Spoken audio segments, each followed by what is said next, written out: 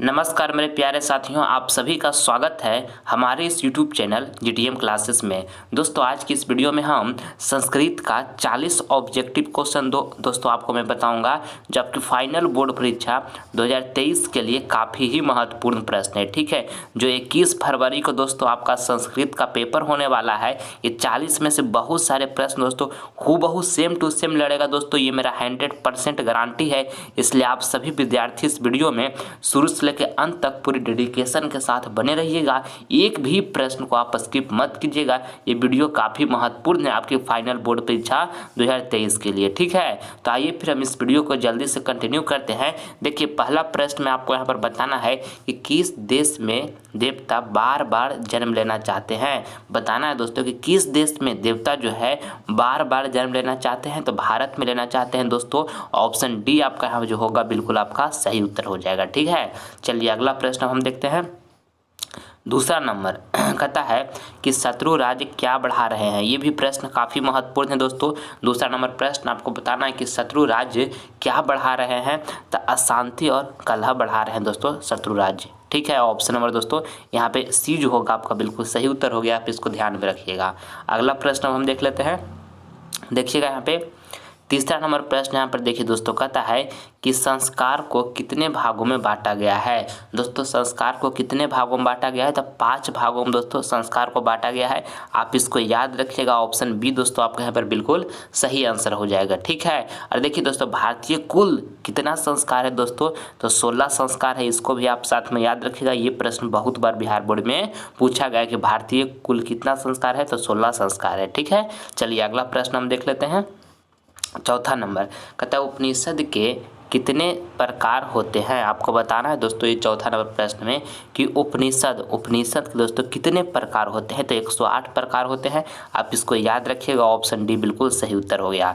अगला प्रश्न हम यहाँ देखते हैं। 5वां नंबर कहता है एशिया का सबसे बड़ा पुल किस नदी पर है। दोस्तों काफ़ी महत्वपूर्ण प्रश्न है ये। 5वां नंबर आपके फाइनल परीक्षा के लिए आपको बताना है इसमें कि एशिया का सबसे बड़ा पुल जो है दोस्तों किस नदी पर है। दोस्तों तो गंगा नदी पर है दोस्तों। आप इसको याद रखिएगा। ऑप्शन बी आपका यहाँ पे बिल्कुल सही उत्तर हो गया। ठीक है, चलिए अगला प्रश्न हम देखते हैं।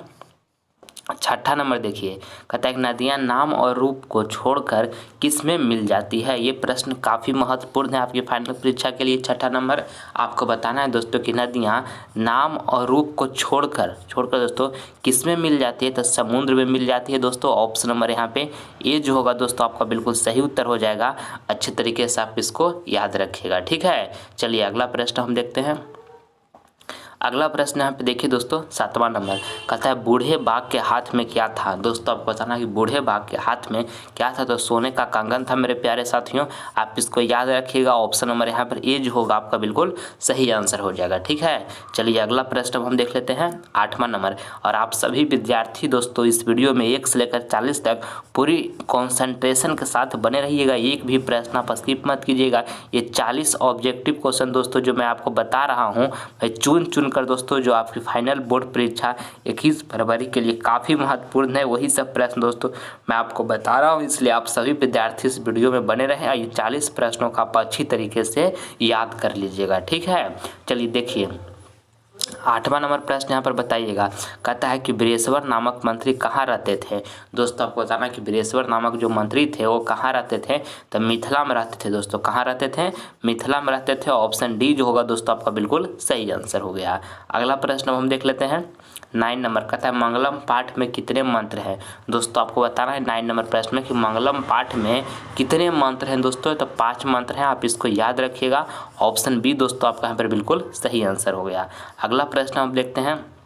10वां नंबर प्रश्न कहता है इसमें 10वां नंबर प्रश्न में कि सुख का वहन करने वाला कौन है। सुख का दोस्तों वहन करने वाला कौन है दोस्तों। तो अहिंसा है। कौन है, अहिंसा है। ऑप्शन बी दोस्तों आपका यहाँ पर बिल्कुल सही उत्तर हो जाएगा। आप इसको याद रखिएगा। ठीक है, चलिए अगला प्रश्न हम देख लेते हैं। अगला प्रश्न यहाँ पे देखिए 11 नंबर है। कहता है कि सिखों के 10वें गुरु गोविंद सिंह का जन्म किस स्थान पर हुआ था। दोस्तों काफ़ी महत्वपूर्ण प्रश्न है ये। 11 नंबर आपके बोर्ड एग्जाम के लिए आपको बताना है कि सिखों के दोस्तों 10वें गुरु गोविंद सिंह का जो जन्म हुआ था दोस्तों किस स्थान पर हुआ था। तब पटना में हुआ था मेरे प्यारे साथियों। आप इसको याद रखिएगा।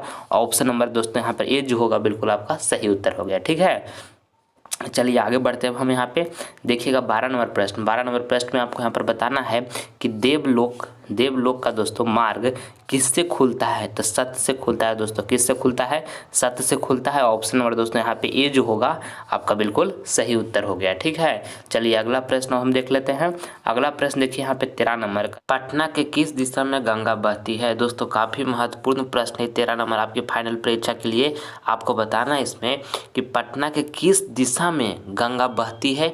तो दोस्तों उत्तर दिशा में बहती है। पटना के किस दिशा में गंगा बहती है? तो पटना के उत्तर दिशा में गंगा बहती है। ऑप्शन सी दोस्तों आपका यहाँ पे बिल्कुल सही आंसर हो गया। ठीक है, चलिए अगला प्रश्न हम देख लेते हैं। 14 नंबर प्रश्न यहाँ पर देखिएगा दोस्तों, कहता है कि आलस कथा का रचनाकार कौन है दोस्तों? यानी कि आलस कथा का जो रचनाकार है दोस्तों वो कौन है? तो विद्यापति है। कौन है दोस्तों? विद्यापति है। ऑप्शन नंबर दोस्तों यहाँ पे ए जो होगा आपका बिल्कुल सही उत्तर हो गया। ठीक है, चलिए अगला प्रश्न हम देखते हैं। 15 नंबर देखिएगा, कहता है कि कैमोदी महोत्सव कहाँ मनाया जाता था? दोस्तों काफ़ी महत्वपूर्ण प्रश्न है। 15 नंबर भी प्रश्न आपको बताना है कि कैमोदी महोत्सव दोस्तों कहाँ मनाया जाता था? तो पाटलिपुत्र में कैमोदी महोत्सव सब मनाया जाता था। ऑप्शन नंबर दोस्तों यहाँ पे सी जो होगा आपका बिल्कुल सही आंसर हो गया। ठीक है, चलिए अगला प्रश्न हम देखते हैं। अगला प्रश्न यहाँ पे देखिए 16 नंबर है, कहता है कि हमारी भारतीय धारा कैसी है? दोस्तों आपको बताना है कि हमारी भारतीय धारा जो है दोस्तों वो कैसी है। तो विशाल मेरे प्यारे साथियों आप इसको याद रखिएगा। ऑप्शन डी दोस्तों आपका यहाँ पे बिल्कुल सही आंसर हो गया। ठीक है, चलिए अगला प्रश्न हम देख लेते हैं। देखिए 17 नंबर प्रश्न यहाँ पर कहता है कि पटना का इतिहास कितना वर्ष पुराना है? दोस्तों आपको बताना है कि पटना का जो इतिहास है दोस्तों वो कितना वर्ष पुराना है। तो 2500 वर्ष दोस्तों पुराना है पटना का इतिहास। ऑप्शन नंबर दोस्तों यहाँ पे डी जो होगा आपका बिल्कुल सही आंसर हो गया। ठीक है, चलिए अगला प्रश्न देखते हैं। घर में लगी आग को देखकर कौन लोग प्लायमान हो गए हैं? तो धूर्त लोग दोस्तों प्लायमान हो गए थे। आप इसको याद रखिएगा। ऑप्शन नंबर यहाँ पे सी जो होगा आपका बिल्कुल सही आंसर हो जाएगा। ठीक है, चलिए अगला प्रश्न हम देख लेते हैं। देखिएगा यहाँ पे 19 नंबर प्रश्न कहता है कि चारों आलसियों को बाहर कैसे निकाला गया? दोस्तों आपको बताना है कि चारों आलसियों जो थे दोस्तों उसको बाहर कैसे निकाला गया? तो केस पकड़कर निकाला गया। दोस्तों आप इसको याद रखिएगा। ऑप्शन नंबर यहाँ पर दोस्तों बी जो होगा आपका बिल्कुल सही आंसर हो गया। ठीक है, चलिए अगला प्रश्न हम देखते हैं।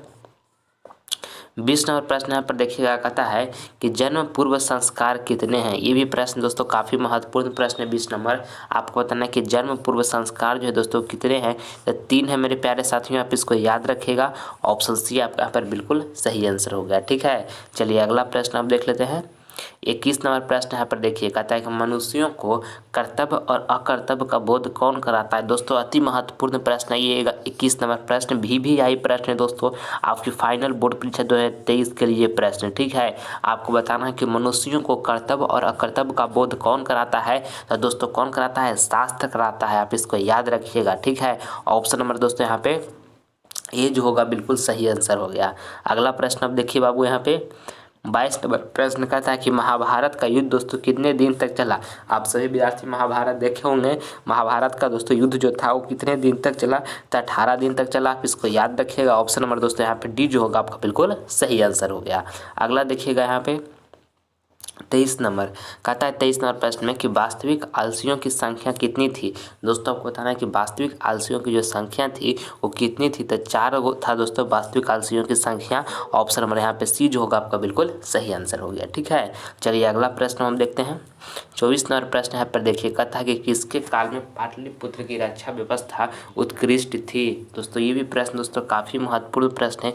24 नंबर आपके फाइनल परीक्षा के लिए आपको बताना है कि किसके काल में पाटलिपुत्र की रक्षा व्यवस्था दोस्तों उत्कृष्ट थी? तो चंद्रगुप्त मौर्य के काल में दोस्तों पाटलिपुत्र की रक्षा व्यवस्था उत्कृष्ट थी। आप इसको याद रखिएगा। ऑप्शन नंबर दोस्तों यहाँ पे ए जो होगा ना आपका बिल्कुल सही उत्तर हो जाएगा। अच्छे तरीके से इसको आप याद रखिएगा। ठीक है, चलिए अगला प्रश्न हम देखते हैं।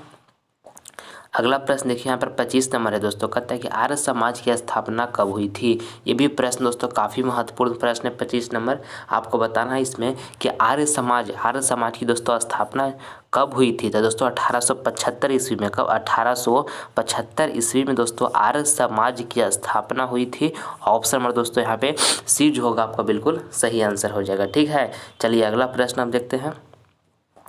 अगला प्रश्न यहाँ पे देखिएगा 26 नंबर, बताना है 26 नंबर प्रश्न में कि मानवता का विनाश का भय किससे है। ये भी प्रश्न दोस्तों 26 नंबर काफ़ी महत्वपूर्ण प्रश्न है आपके फाइनल परीक्षा के लिए। आपको बताना है कि मानवता का विनाश दोस्तों, मानवता के विनाश का भय जो है दोस्तों किससे है, तो अस्त्र से है। किससे दोस्तों, अस्त्र से है। ऑप्शन नंबर दोस्तों यहाँ पर जो बी होगा ना आपका बिल्कुल सही उत्तर हो जाएगा। अच्छे तरीके से याद रखिएगा, ठीक है। चलिए अगला प्रश्न देखते हैं।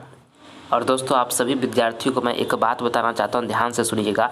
अगर जो दोस्तों अभी आपका एग्जाम आने वाला है 2023 बोर्ड एग्जाम, और अगर जो आप केवाड़ी लगा कर रूम में अच्छे तरीके से लगातार पढ़ाई कर रहे हैं दोस्तों, तो कुछ लोग आसपास के होंगे, आस पड़ोस के टोला मोहल्ला के लोग, जो आपको दोस्तों कहते होंगे कि पता नहीं दिन भर रूम में बंद होकर क्या कर रहा है, ठीक है। अनेक प्रकार की बातें दोस्तों बोलते होंगे।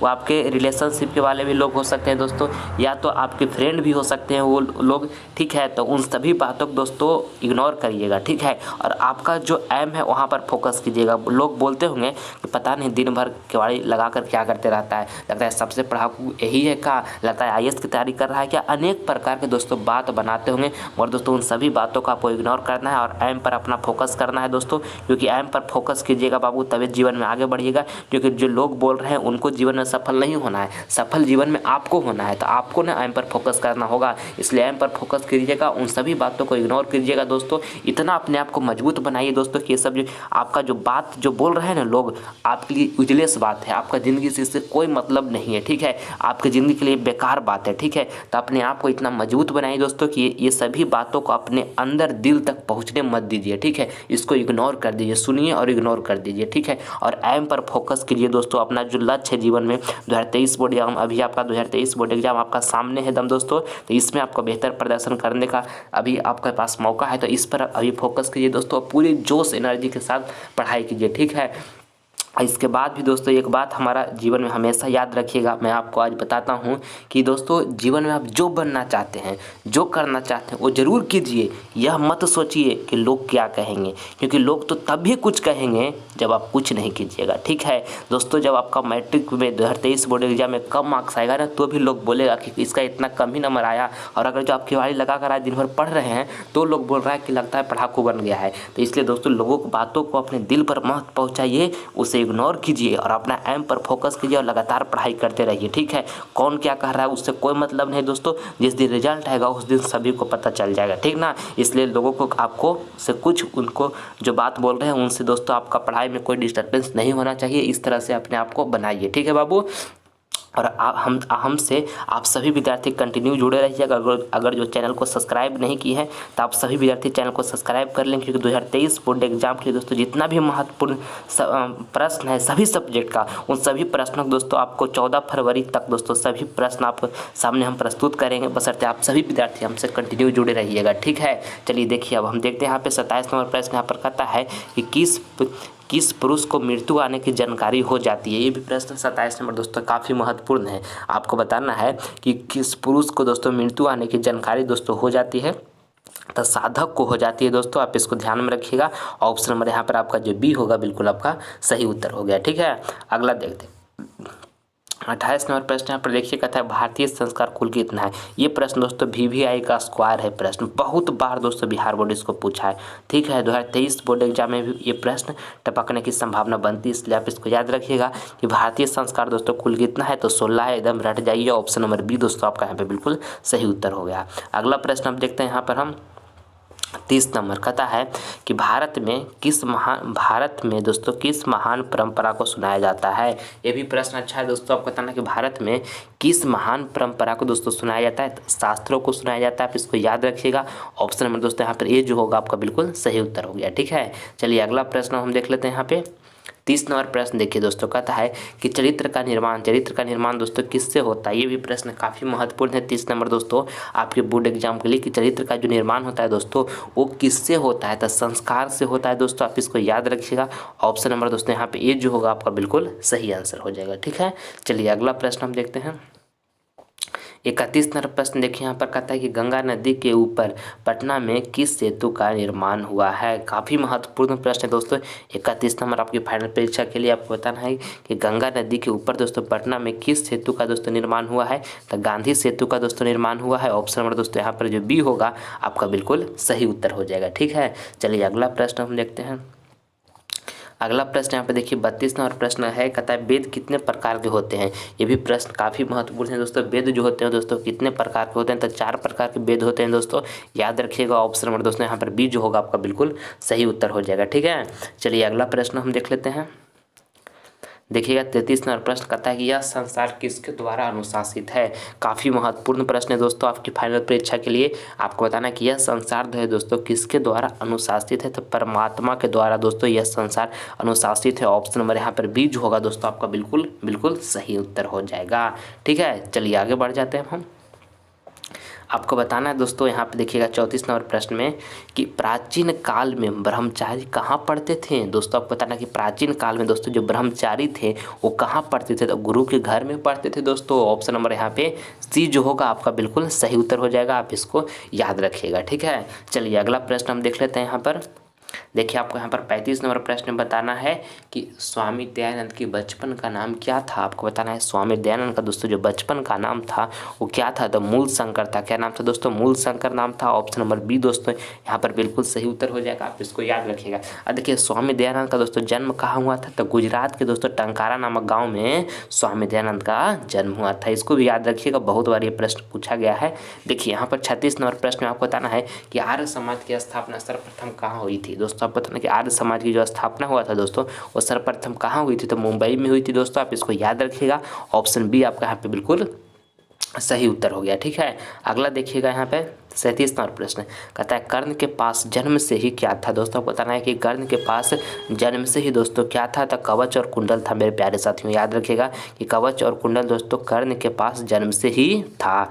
ऑप्शन ए आपका बिल्कुल सही उत्तर हो गया। अगला प्रश्न हम देखते हैं 38 नंबर प्रश्न यहाँ पे देखिए, कहता है स्वामी दयानंद की शिक्षा की शुरुआत किस भाषा माध्यम से हुई है। ये भी प्रश्न काफ़ी महत्वपूर्ण है दोस्तों। 38 नंबर प्रश्न आपको बताना है इसमें कि स्वामी दयानंद की शिक्षा की शुरुआत दोस्तों किस भाषा माध्यम से हुई है, तो संस्कृत भाषा माध्यम से हुई है दोस्तों। ऑप्शन नंबर यहाँ पे ये जो होगा बिल्कुल सही उत्तर हो जाएगा, आप इसको याद रखिएगा। ठीक है, चलिए अगला प्रश्न हम देख लेते हैं। 39 नंबर प्रश्न यहाँ पर कहता है कि राम प्रवेश के गांव का क्या नाम था। ये भी प्रश्न दोस्तों काफ़ी महत्वपूर्ण प्रश्न है। 39 नंबर प्रश्न आपको बताना है कि राम प्रवेश के दोस्तों गांव का जो नाम था वो क्या था, तो भिखन टोला था। क्या था दोस्तों, भिखन टोला था, आप इसको याद रखिएगा। ऑप्शन डी आपका बिल्कुल सही उत्तर हो गया। ये प्रश्न दोस्तों वेरी दोस्तों इंपॉर्टेंट प्रश्न है। ठीक है, इसलिए आप इसको जरूर याद रखें। अगला देखिए यहाँ पे 40 नंबर प्रश्न है, कहता है कि राम प्रवेश के पिता थे। ये भी प्रश्न दोस्तों अच्छा है। आपको बताना है कि राम प्रवेश के दोस्तों पिता थे तो निर्धन थे। कैसा थे दोस्तों, निर्धन थे। ऑप्शन नंबर यहाँ पे बी जो होगा आपका बिल्कुल सही उत्तर हो जाएगा, ऑप्शन नंबर बी। ठीक है, चलिए अगला प्रश्न जो है दोस्तों आपका HW का प्रश्न है। ये प्रश्न आप सभी विद्यार्थी को मैं होमवर्क में दे रहा हूँ, इसका जवाब कमेंट बॉक्स में दीजिएगा जो आंसर आपको सही लगेगा। आपको बताना है कि विद्या किससे सुरक्षित होती है। ऑप्शन ए में लिखा है सत्य से, बी में लिखा है तपस्या से, और देखिए सी में लिखा हुआ है दोस्तों योग से, यहाँ पर डी में लिखा हुआ है सदाचरण से। तो जो ऑप्शन सही लगेगा दोस्तों उसका कमेंट बॉक्स में जवाब दीजिएगा। आप सभी विद्यार्थी का दोस्तों हम रिप्लाई देंगे। ठीक है, और ये वीडियो आपको पसंद आया है दोस्तों थोड़ा भी, तो वीडियो को दिल से लाइक करें, और दोस्तों इस वीडियो को अपने फ्रेंड के पास शेयर भी करें, और चैनल को सब्सक्राइब नहीं किए तो आप सभी विद्यार्थी चैनल को सब्सक्राइब कर लें, ताकि लाइव क्लास का दोस्तों नोटिफिकेशन जो हो आपका टाइम से मिलता रहे। और दोस्तों हर हालत में 2023 बोर्ड एग्जाम पर अपना फोकस कीजिएगा। आसपास के लोग क्या कह रहे हैं बाबू, उसको सभी बातों को इग्नोर करके अपना एम पर फोकस कीजिए। और हर हालत में दोस्तों 2023 बोर्ड एग्जाम में 480 प्लस मार्क्स बोर्ड एग्जाम में प्राप्त करने की कोशिश कीजिए दोस्तों। जिस दिन ये अंक प्राप्त होगा दोस्तों उस दिन आसपास के जो लोग आपको कुछ कह रहे हैं उन सभी का दोस्तों मुंह बंद हो जाएगा। ठीक है, इसलिए एकदम जी जान लगाकर दोस्तों एम पर फोकस कीजिएगा, और फालतू बात दोस्तों कुछ भी मत सोचिएगा। ठीक है, आप सभी विद्यार्थी से हम अगले वीडियो में मिलेंगे, तब तक मन लगाकर पढ़ाई करते रहिएगा और अपना ख्याल रखिएगा। जय हिंद, जय भारत।